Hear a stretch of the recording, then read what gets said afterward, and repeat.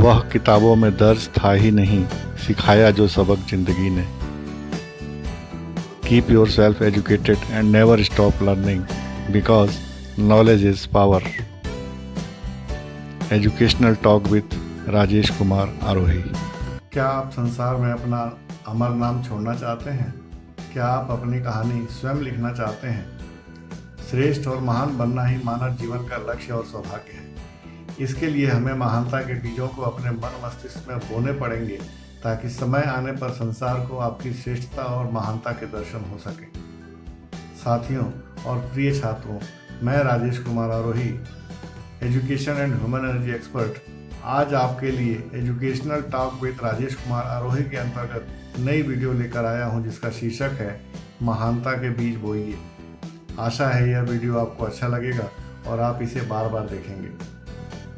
साथियों, सभी जीवधारियों में, मानव में ही यह क्षमता है कि वह अपने कर्मों से अपने व्यक्तित्व और सफलता के उच्चतम शिखर तक जा सकता है। दिव्य बुद्धि, दीर्घ जीवन, उत्तम स्वास्थ्य और सांसारिक संपदाएं महान आदर्शों के साथ ही संभव है। ऐसा होने के लिए महानता और बड़प्पन की कल्पना अपने मन में स्थापित करिए।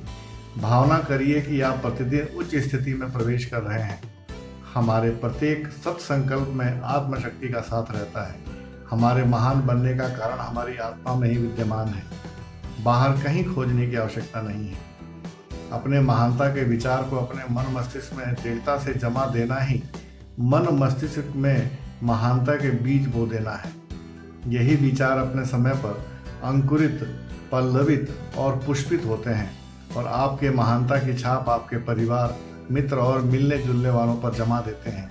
इस प्रकार आप अपनी कहानी स्वयं लिखते हैं।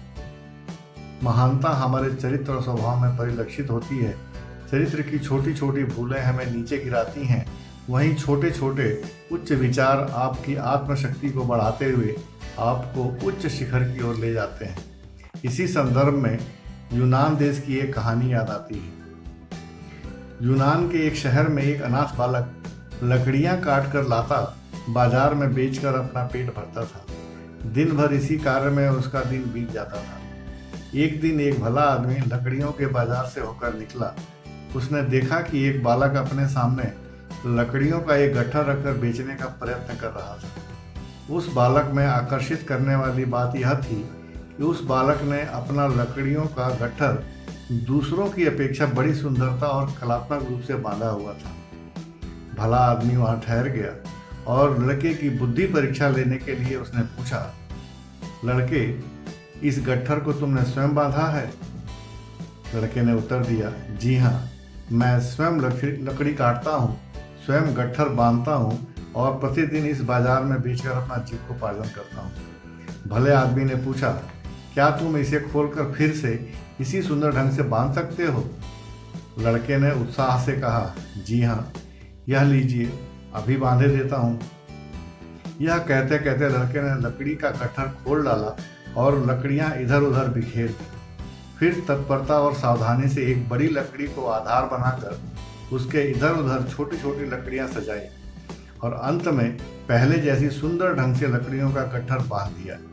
यह कार्य वह बहुत स्फूर्ति व बड़ी लगन से कर गया।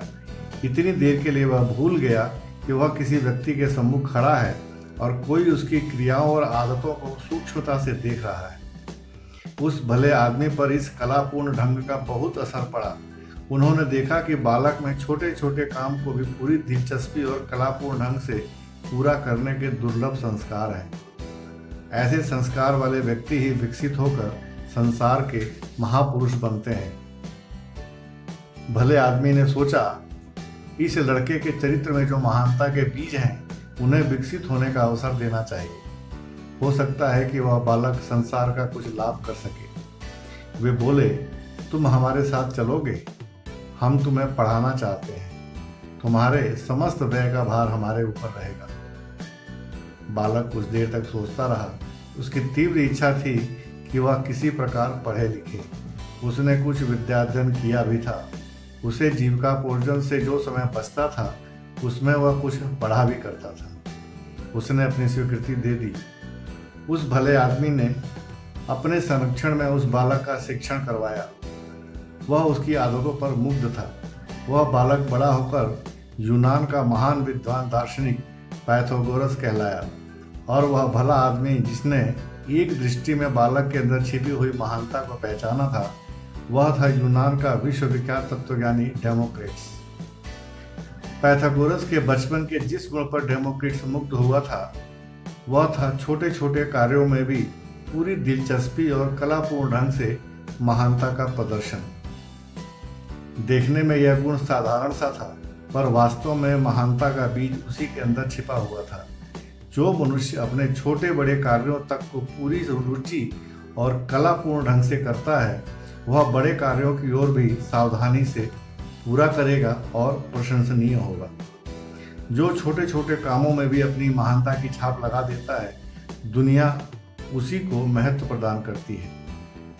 इसी तरह की एक घटना और सुनिए। एक बार होम रूल लीग की संस्थापक श्रीमती एनी बेसेंट आयरलैंड गईं और लौटने पर एक नेताजी उनसे मिलने गए। एनी बेसेंट ने उनके द्वारा भेजे गए पत्र के ऊपरी लिफाफे को उनके सामने रख दिया। नेताजी काफ़ी देर तक उस लिफाफे को उलट पलट कर देखते रहे, पर उनकी समझ में कुछ नहीं आया। श्रीमती एनी बेसेंट ने लिफाफे के ऊपरी कोने पर लगे तिरछे टिकट की तरफ इशारा करते हुए कहा कि आपने टिकट तिरछा चिपकाया है। यदि आप एक साधारण टिकट भी सावधानी से सीधा नहीं चिपका सकते, तो यह कैसे माना जाए कि आप बड़े कार्यों को पूरी सावधानी और जिम्मेदारी से निभाएंगे। साथियों, एक बार एक महात्मा जी ने एक लेख लिखा था, झाड़ू देने की कला। जरा सोचिए, भला झाड़ू देने के छोटे से कार्य में भला कोई सौंदर्य हो सकता है?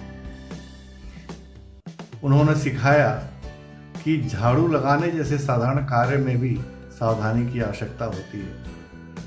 आप अपने कार्यों को देखिए, प्रातः काल से शाम तक किए जाने वाले कार्यों की परख कीजिए, स्वयं निर्णय कीजिए कि क्या उन कार्यों को करने में आपने अपनी छिपी हुई महानता का परिचय दिया है। क्या उससे आपके चरित्र की कलात्मकता, सुरुचि, सुव्यवस्था और संतुलन प्रकट होता है?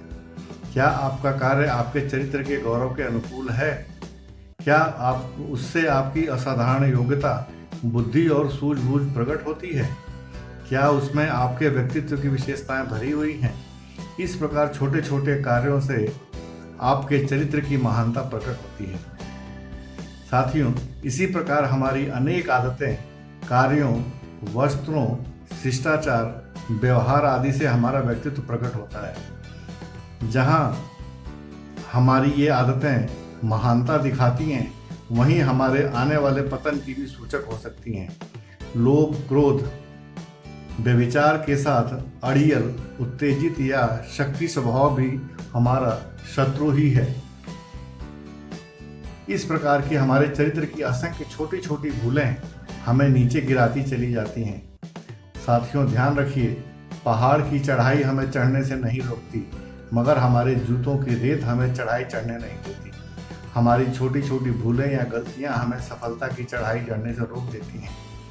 हमारे तमोगुण अर्थात प्रमाद, आलस्य, मोह, निद्रा, वासना, शिथिलता आदि हमारे अंतःकरण में मलिनता उत्पन्न करते हैं, जिससे अशुभ विचार आते हैं।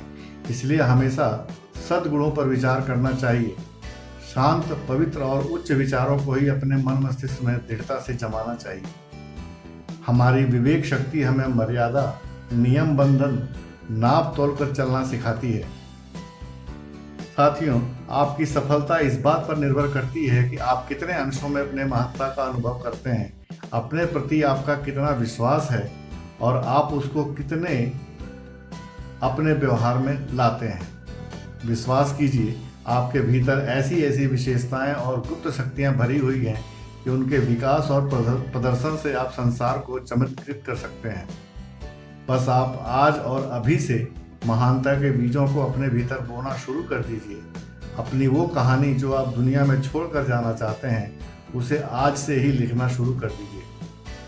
साथियों और प्रिय छात्रों, आपको यह वीडियो अवश्य अच्छी लगी होगी।